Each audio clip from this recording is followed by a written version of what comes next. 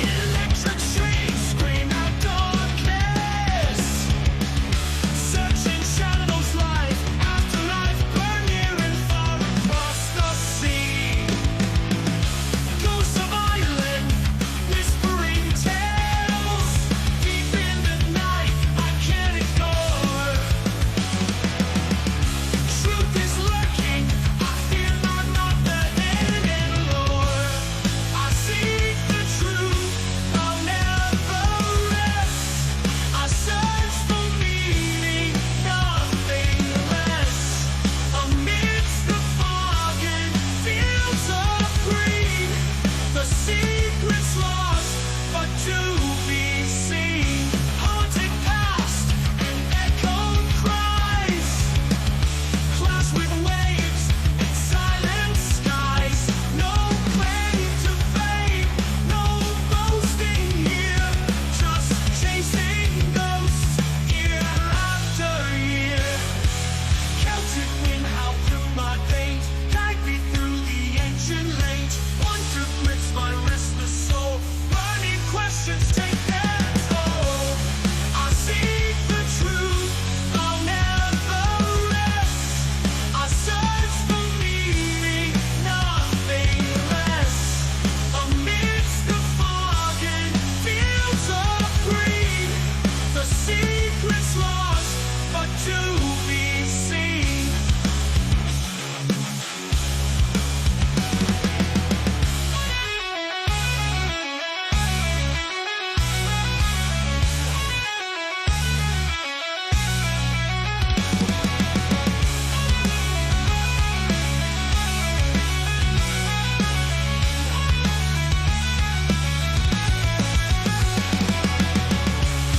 I seek the truth, I'll never rest. I search for meaning, nothing less. Amidst the fog and fields of green, the secret's lost, but to be seen.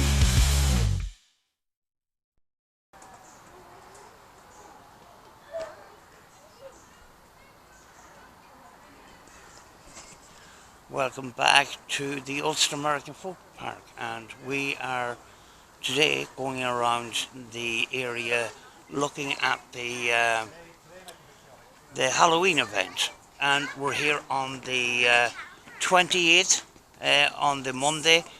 So during the day there was night time openings and that, but we decided to go during the day, so that's what we're going to do. And we done it last year, and I'll leave a link at the end of the video to some of them other videos as well. We're not doing a whole tour today, we're just going to go to the main events and some of the displays that are put together for the event. So let us go.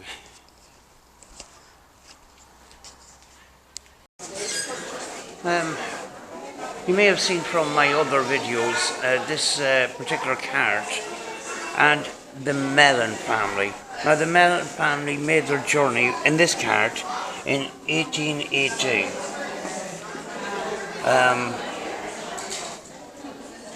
You know, and there's an indoor display here at the park, and you know, a lot of historical artifacts and stuff. So this is one of the many different objects that are here in the park. You know, 1904 grandfather clock, quite massive. And here's the entrance. I'm just waiting for my friend. There's another card right here. And this is the main hallway of the museum itself, sort of thing.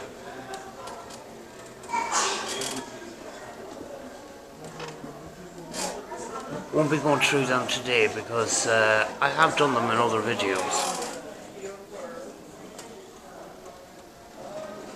I'm just picking a place to turn here. There we go.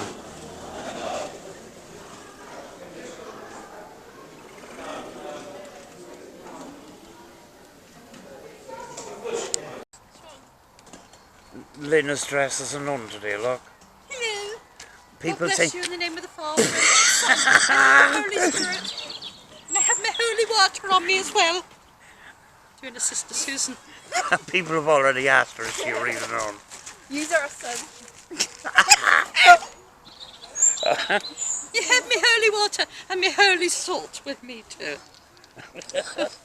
To make everything pure, especially as this time of the year, at Halloween, we have to make it very special. Protect ourselves. Hello. Yeah. Oh dear. Remind me to take a picture of me with my camera later. Yeah. That's Do you good. want to go through this?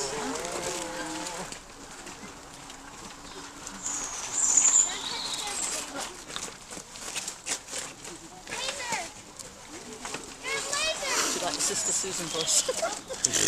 Yeah. Still on? Yeah.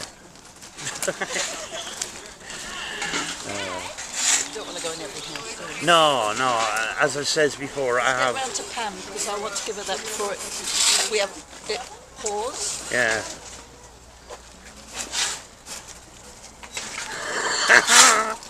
I was going to say, all I seen was a doorway and a big bottom. That was funny. It'd be naughty mum, wouldn't it? Turnips. People used to use turnips instead Well, of, my next door neighbour did. yeah. At this time. No, Nick did it because he likes the old folklore. Yeah. So he used some sweets. Yeah, when there was no pumpkins or anything Yeah. like that, or, you know, poor people. Well, It was so there's two of them outside their door. alright. Yeah. There's the blacksmith's place.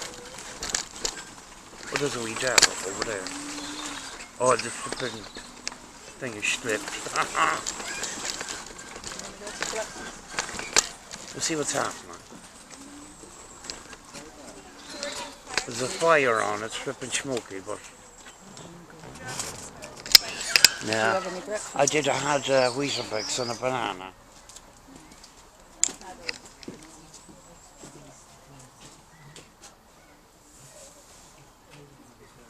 There's nobody in there today. The spirits. Huh? Send for the spirits. That's it. There's scarecrows in the field and stuff. Let's go. There's this walk here that they've opened up with scarecrows and stuff.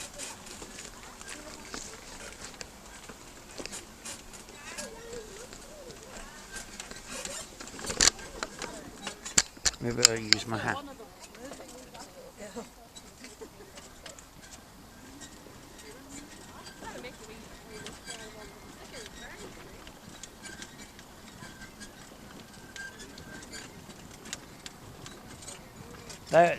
They're scary looking ones. That one with the white. There's one hiding in the bushes. They've done a great job on these.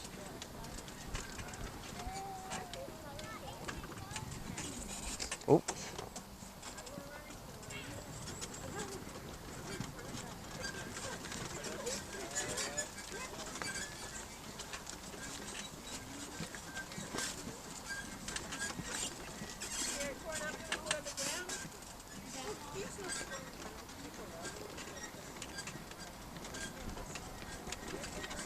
There's a wee bridge here. Oh, this is a new bridge that they made for this. Cool.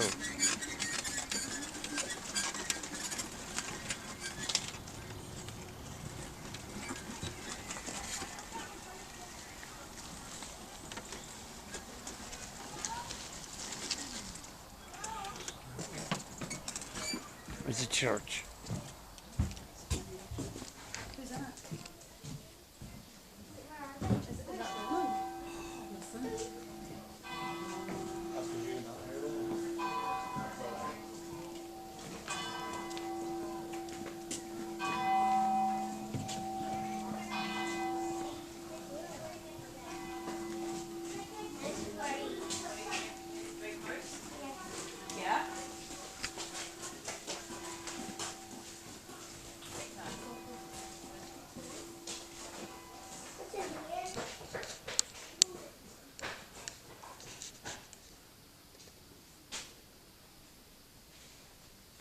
was the priest's living quarters. Right. Where's my car? And where's the nun? The nun on the run.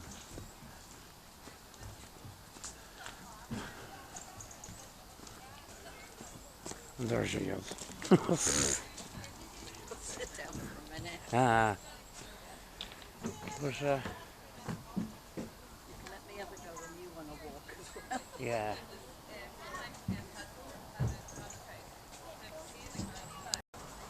There's another one of the cottages. Right that way. Huh? That's face painting. All right, face painting over here.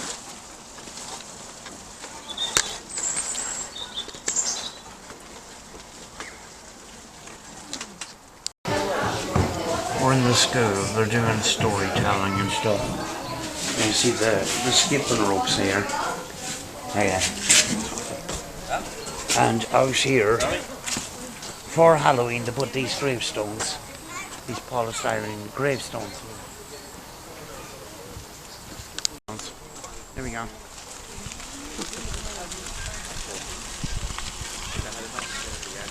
I think the polystyrene, but they look very realistic. Colouring.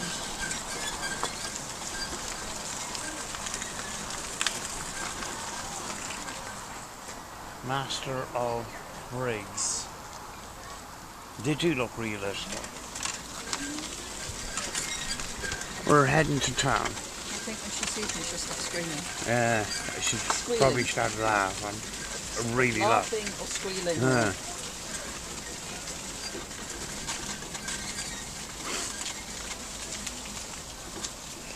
want to find where all the action is. I should have had some breakfast. We get something in the canteen in a bit. We get around the whole thing. This thing's flipping slow as Christmas. Right, bumpy time. Cobblestone time. I'll try. There's Aidan Scott Thomas, folks. There he is. Link in the description and at the end of the video. There we go. I was talking to him earlier. Please consider subscribing to his channel because he does really good stuff. We've met Aidan a couple of times now. His music's very good, isn't it? Good few times. Yeah. Yeah, so we've got great time for Aidan. There we go. And this is where some of the storytelling is going to be as well. So.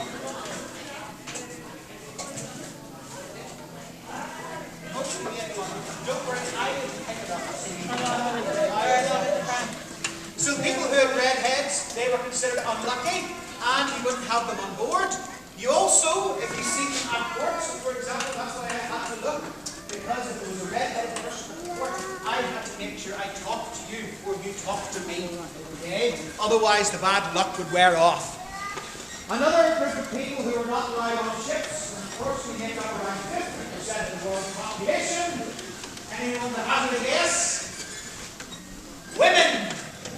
Women were not allowed on ships. They were inherently bad luck. They would cause storms to rise up, Neptune be angry, and press the ship to capsize. That was sailors' belief anyway. Sailing was a very male-oriented job. But my first story is about having a woman on board a ship. A real ship, the Lady Lovabond, which sailed the Atlantic Ocean. She left, she left Dublin on the 13th of February, 1798. The captain of that ship was a man called Joseph Sims. Now Joseph Sims had just got married to the lovely Annetta. She was an absolutely stunning woman. Flaxen-haired, pale-skinned, bright blue eyes, and perfect Irish colleen. Now, the problem is, the man had just got married. He was due to set off on the 13th of February. He was bound for Portugal, so he decides, why not bring the missus? We'll honeymoon in Portugal while the ship is being filled with cargo, and I'll bring her back home to Dublin. So, he brought her on board. He knew the crew wouldn't be happy.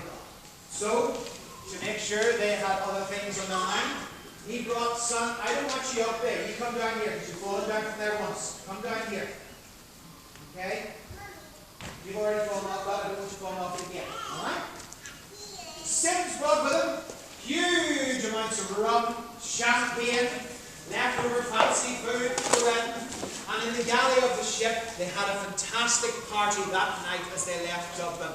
The only people who weren't allowed down there were the people who had jobs to do, people whose watch it was. That included the helmsman and his first mate, a man called John Rivers. Now John was a bit of an odd bird. Hello folks, come on ahead in there, that's it. John was a bit of an odd bird. A very taciturn and sullen individual. A scowl on his face at all times. Heavy brow knitted together with stress and worry. And John had one other thing. He was in love with the captain's new wife. He had been a potential suitor, but unfortunately she had turned him down in favour of a man with higher rank. And so the fact that she was not on board this ship really stuck with him. He spent the entire night as the rest of the crew celebrated down below, pacing up and down the top deck of the ship, his footsteps echoing out into the cold, misty night. Eventually, just before midnight, just before his watch was due to end, his mind snapped. He decided that if she wasn't going to be with him, she wasn't going to be with anybody. And so, he lifted a belaying pin. Do you know what a belaying pin is?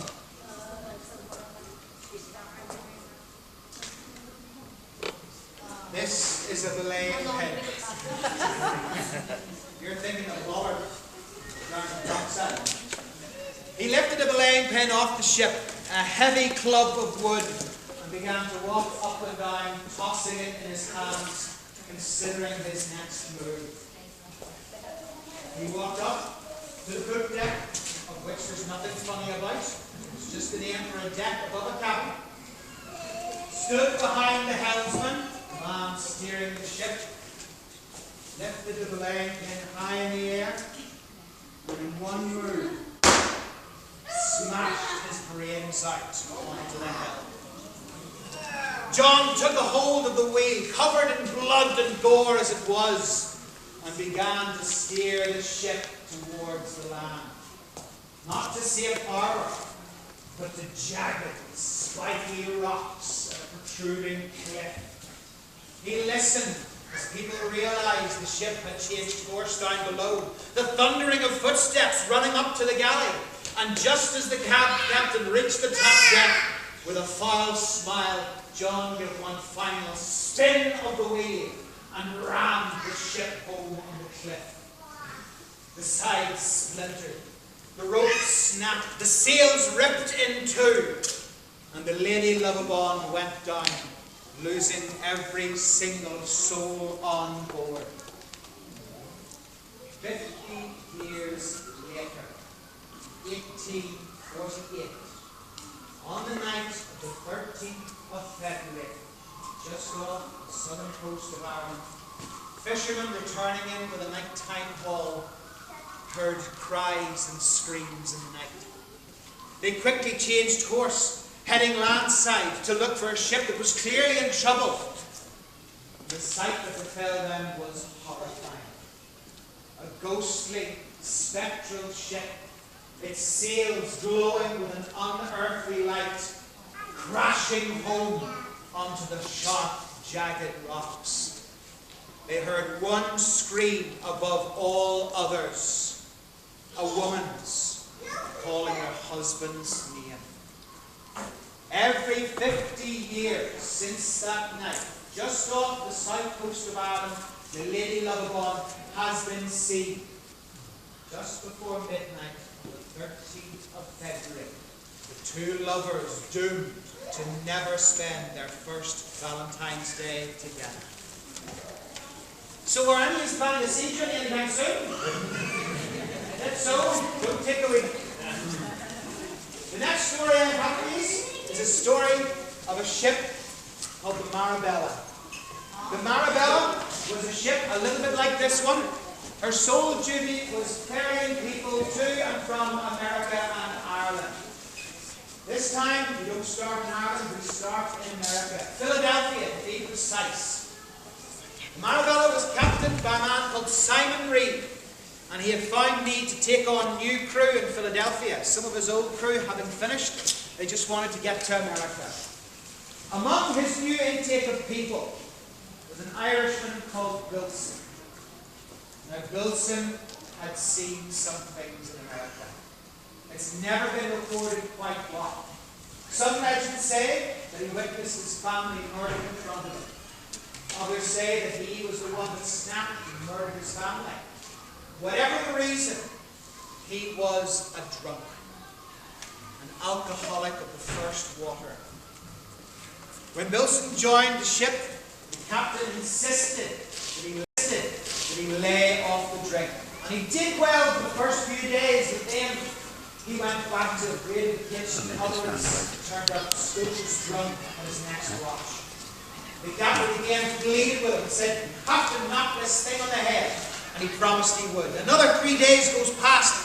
It all seems to be going well, and then finally he turns up drunk and stocious on watch again. The last time the captain says to him, "You need to sort this out." He promised faithfully that he would. "Come on in, folks, you're welcome to join us." He goes up to do the watch from midnight until dawn, completely sober to start with. The captain goes to bed content. Soon, in the early hours of the morning, the crew wake him up and say, "Bilson's at it again, come on up on deck." The captain throws a coat on over his nightshirt, heads up onto the top deck, and lo and behold, Bilson, stinking of whiskey, being held back by half a dozen sailors from jumping over the side of the ship. The captain orders him brought to his cabin and locked in there for his own good.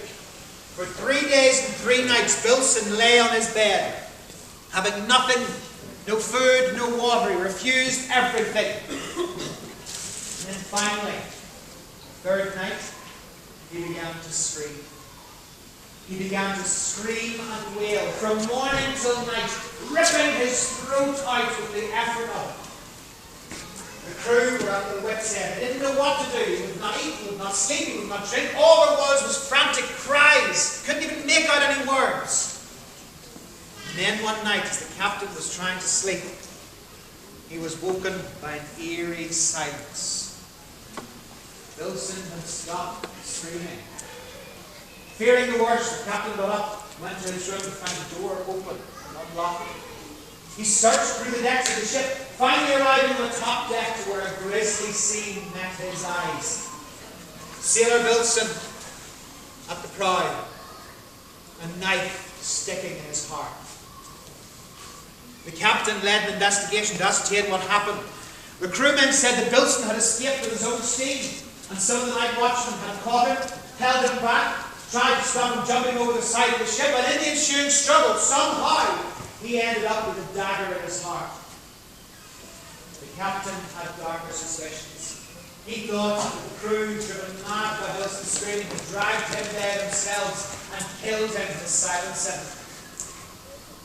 Whatever the case may have been, the next night was the first full moon of their journey. The captain had retired just after dinner until the cabin boy came down to wake him. The cabin boy was white as a sheet, his hands trembling, his eyes full of fear. The captain, fearing something else had gone wrong, immediately jumped out of bed and said, "What's wrong?" The cabin boy just gestured. The cabin boy brought the captain to the top deck of the ship and pointed with a trembling finger at a pile of ropes. Sitting on top of that pile of ropes, his face dark and thundersweat, blood dripping down his shirt, was Sailor Bilson. The ghostly apparition turned to look at the captain, and in one foul grin and a waft of whiskey, he disappeared. From that day on, the Barabella never had a moment's peace.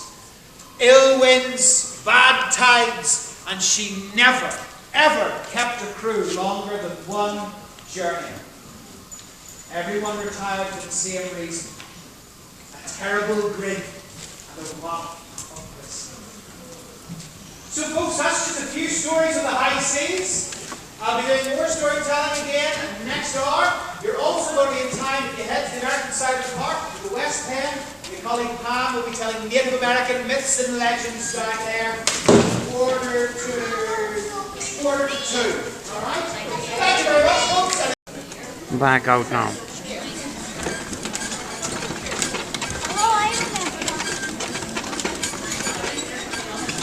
There's Aidan again.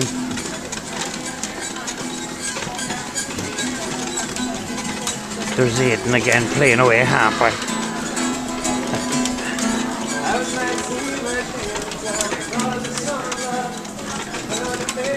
I'm right.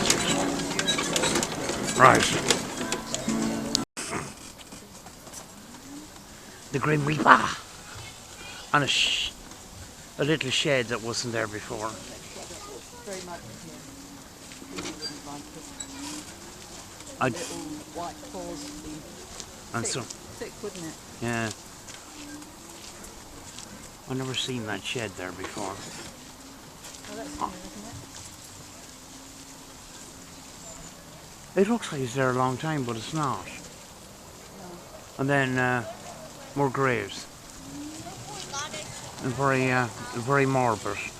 We're in the cornfields now, and this is where last year they had a lot of pumpkins, but I don't think they had this year. No. That's why there's turnips instead of pumpkins, but we have some. But they haven't all grown. There's some that are a little bit on the lower side. Yeah, the summer We was. can have enough sunshine. Yeah. The summer was a little bit not so good, if you know what I'm saying. But they can look back on your old videos. Yeah. And you nearly run me up. Yeah. It's from last year's Halloween thingamajig. They had loads of them. Yeah. And it was spectacular, wasn't it? Yeah. The colours. Yeah, the summer wasn't that great, and that's why, you know, there's some of them still lying on the ground. They're not that great now. They're probably really hard too, as hard as turnips. This thing is flipping slow as Christmas.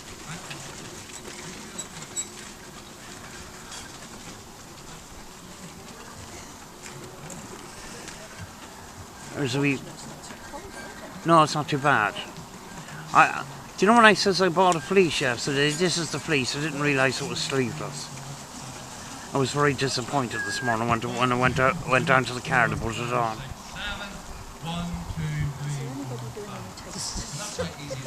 Yeah.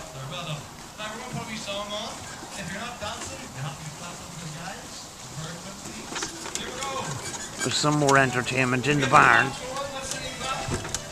ready, guys. So much. Finish your partner. Matthew, well done. So forward and by. Huh? Oh, forward, yeah. And by. And take your right hands.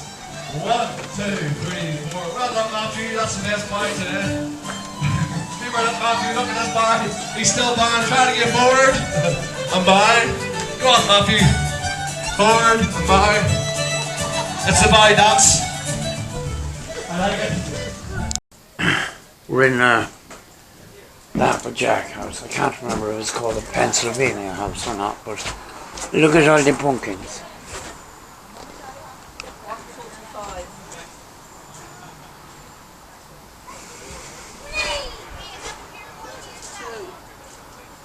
Yeah. Have a look back to the other one, Come back. Got some good faces on them. Yeah. These ones are down here.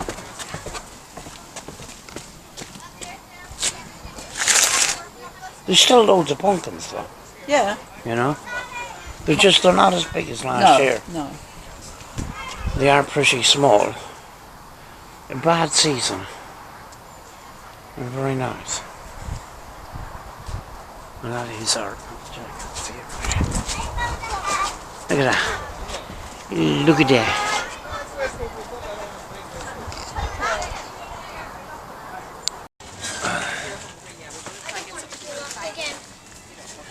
We're still decorating with pumpkins here. They're all very small, like this year, but we still have plenty of them, though.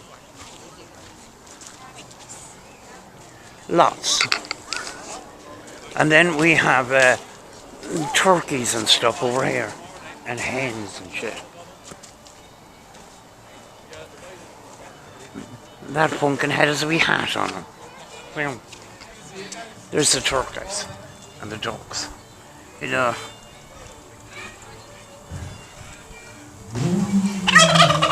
Oh, that scared the life out of me. I wasn't prepared for that. I jumped.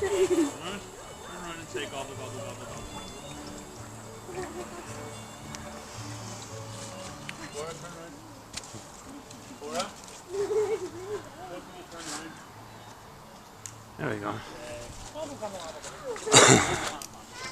There's a smokehouse, which isn't on today. Well, that's where they used to smoke all their meat and stuff.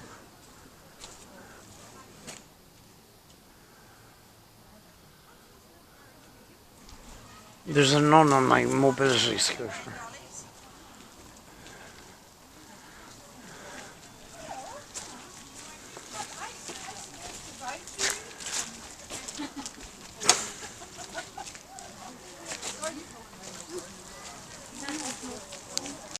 Briefly show you the melons fridge, which is very innovative,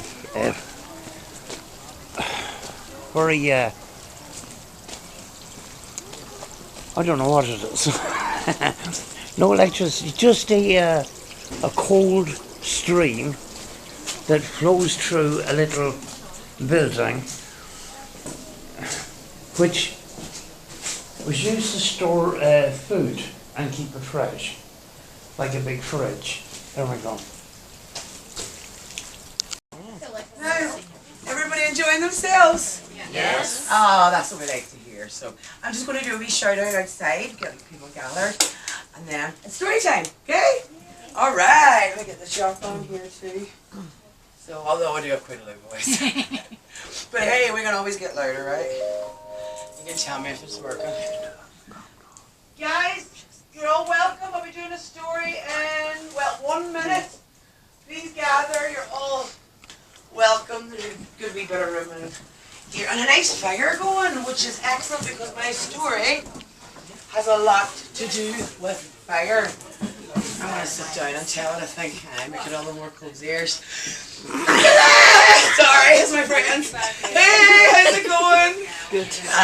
Good. So come on in, take a pew up. We've taken all the replica quilts and put them down on the floor. Do not tell curatorial, please. This is a ask for forgiveness rather than permission kind of day. So, hi, hello, my friend. You going now? Enjoy the story. Nice crowd. Thank you, Alison. Thank you. So, now, let's settle down now. People can come in as well. I see a wee crowd coming. So, what have we been learning today in the Irish side? I want to hear what you've enjoyed, maybe you've learned some new facts.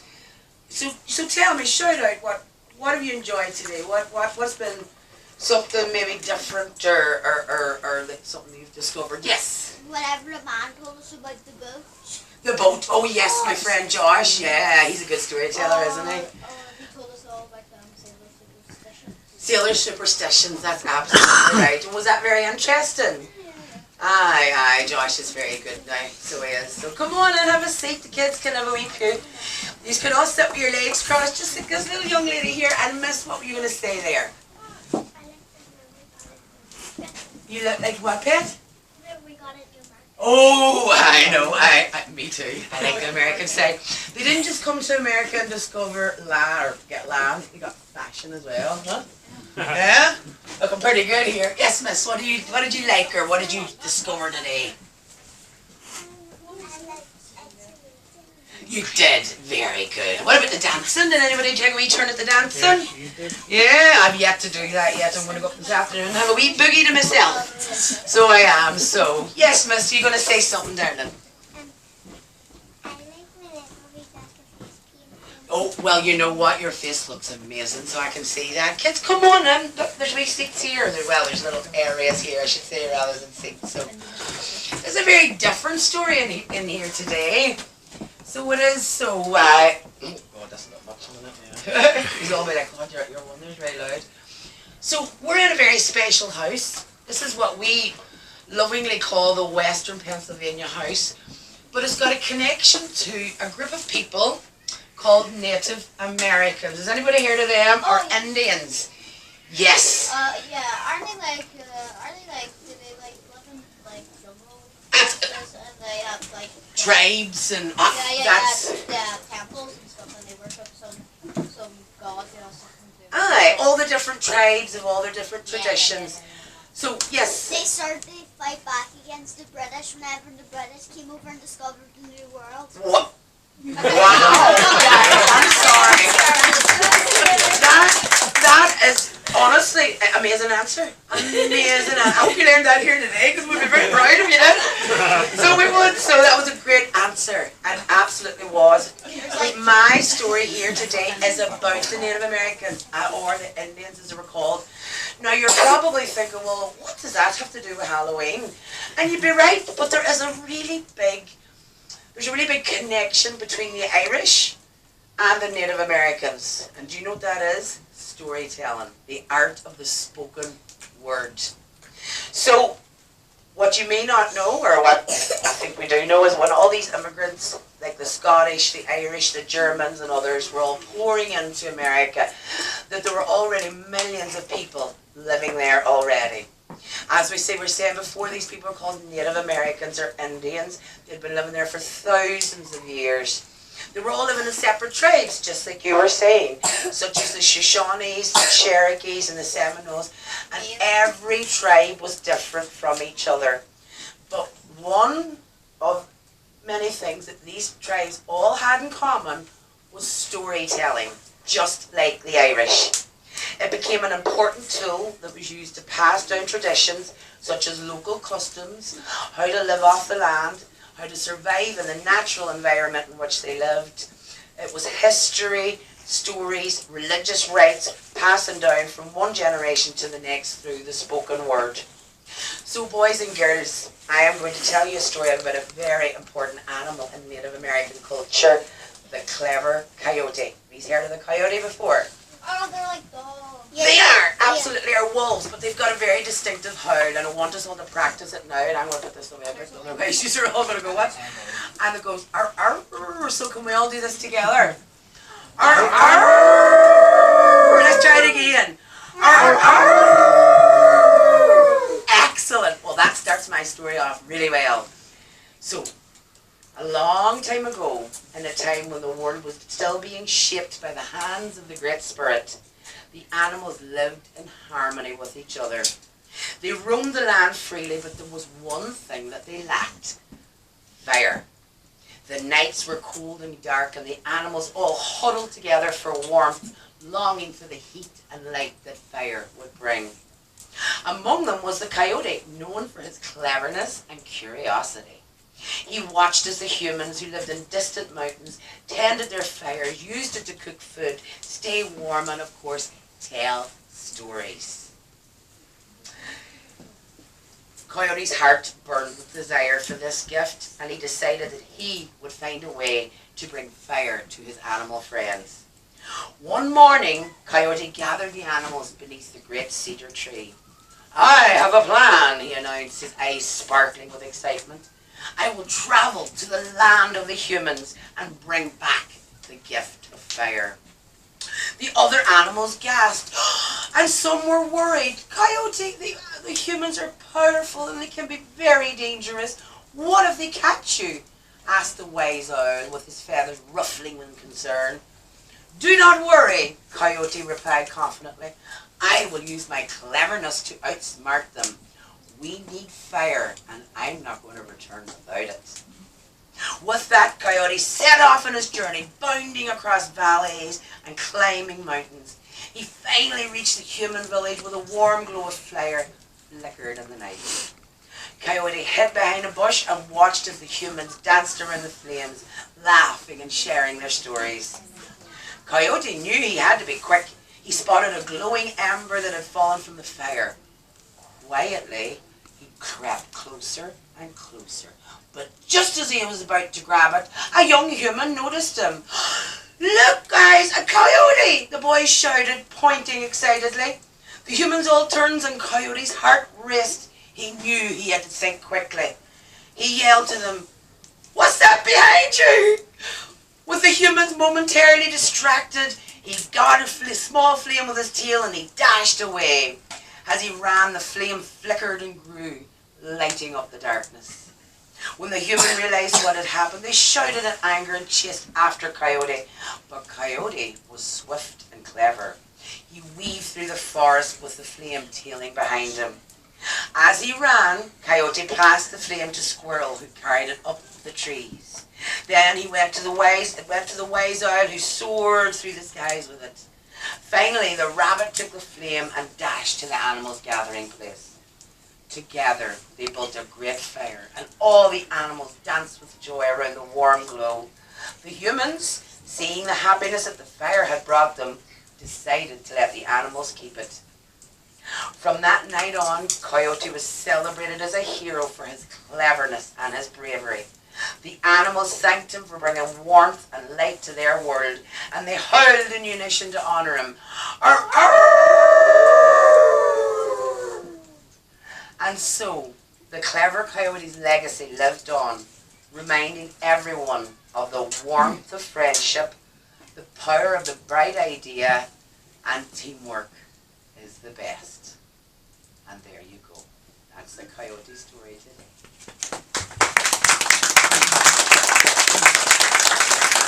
Well, thank you. You're a wonderful audience. Do you have any questions? Is there anything you'd like to ask? Yes. You do? That's great. And your face looks amazing as well. And face painting was a good way, wasn't it, of disguising yourself at Halloween? Oh, yeah. And the Native Americans, they would wear face paint. They would wear face paint as well. So there's another connection. You could disguise like as leaves in the blend. That's right. That's absolutely right. Yeah. Yes, young. It's my sister's birthday. I did not hear that, Pat. I'm sorry. It's my sister's birthday. Where's your sister? Oh, happy birthday. What's your name? What's your name? Willow. Happy birthday to you. Happy birthday to you. Happy birthday, dear Willow. Happy birthday to you. Hey. Lucky girl to have a lovely sister like you. And thank you, boys and girls. You've been absolutely amazing. And remember, friendship is powerful, teamwork is powerful, and a bright idea always takes you somewhere, doesn't it? That was a good story. Thank you. I'm glad you enjoyed it. Thank you, everybody. It's a wee bit different. You're so welcome. You're so welcome. You were great. Did you like that? Yeah. You always you American stories always. Right, we're in the museum part of the place. So. Brush for brushing the floor, and then I'm guessing these are bowls for doing washing and cooking and What's things that? in. Number 12. Number 12 is butter packs. So you use them to make butter. Then what's number 15? Number 15, hen's nest. So 14 pardons. And then 13 oat cakes. cooking. What's 13? A cooking pot. Let's look around.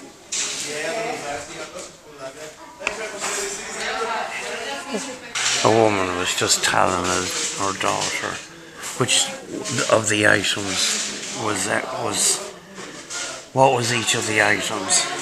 I thought I'd take advantage rather than looking it up myself. There's an abacus. We used to have one of these at school. We learned to count, multiply and divide on an abacus. Every classroom had one. All decent jobs required an ability to use numbers. We used to have these when we were a kid. And then number 3, what's that? Embroidery hoops and postcards. White Star Line tickets. And as we know, White Star Line was the company that owned England's Titanic and other ships.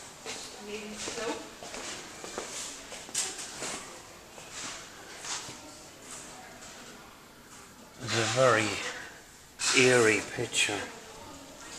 We socks and we shoes.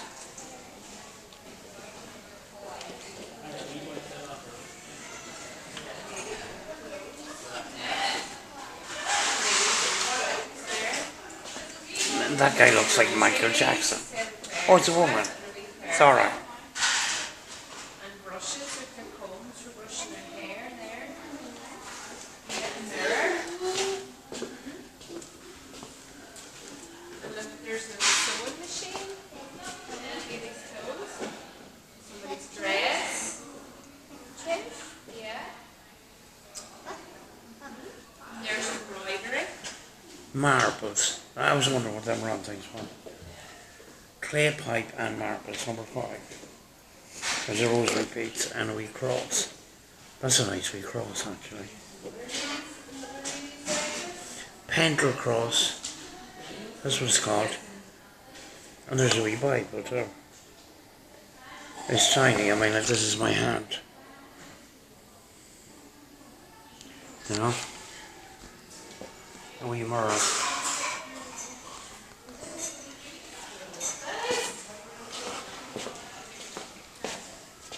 Wee sewing machine. Doesn't look like it's a singer. It looks like a singer, but it's not.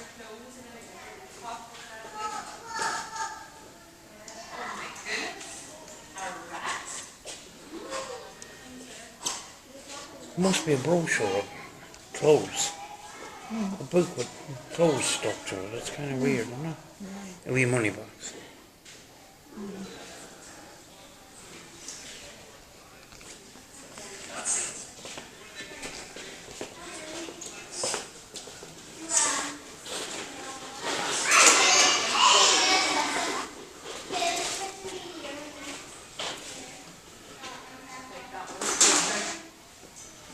And medical utensils and coins. More wee boots.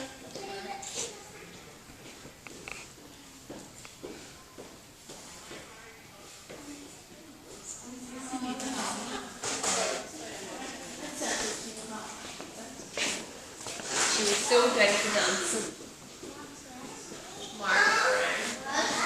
Number 3. A mourning card. Number 3. This is that card there. What is it going to come up with? Telling her story about what happened to her. Broom handle doll, actually. Some of us brought memories from loved ones All about the women. You know, like the boats that we went on. we would never see again. Journey to America. So these were representations of people that passed on. They would make a doll to memorize, to in memory of them, sort of thing. Broom handle doll. That's what. Some of us brought memories from loved ones we would never see again. Or maybe it was people that would never leave Ireland going to America. Maybe that's what it's about. But very simple kind of things. Simple kind. And we all know the St. Bridget's Cross. And that's oat cake.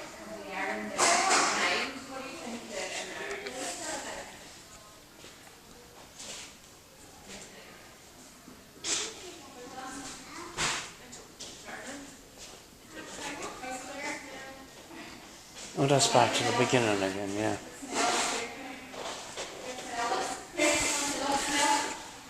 Folks, I'm going to leave that for today. Hope you enjoyed the stories and stuff, and we'll see you again soon.